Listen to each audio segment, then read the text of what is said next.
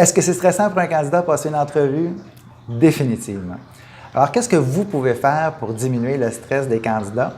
Première chose, on pourrait lui donner des questions d'avance.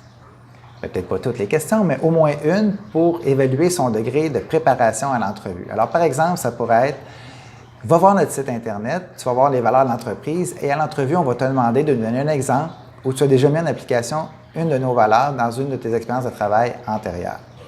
Alors, si vous commencez l'entrevue avec cette question-là, vous allez rapidement être capable de cerner le niveau de préparation. Parce que si vous avez donné la question à l'avance, évidemment, vous attendez à une réponse qui est préparée. L'autre chose qu'on va faire, c'est qu'on peut commencer avec une tournée.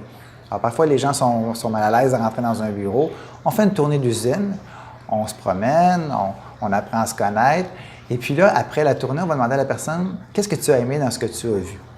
Et l'autre question qu'on peut poser aussi, est-ce qu'on continue? Parce que parfois, les gens vont voir l'environnement de travail et vont dire, bien, c'est peut-être pas l'environnement que je recherchais.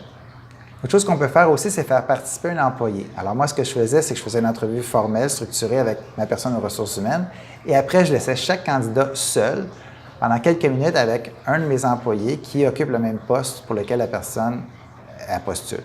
Et la consigne, c'était à mon employé, tu réponds à toutes les questions de façon transparente et honnête. Et après, je demandais son avis. Qu'est-ce que tu en penses? Est-ce qu'on devrait l'embaucher ou pas?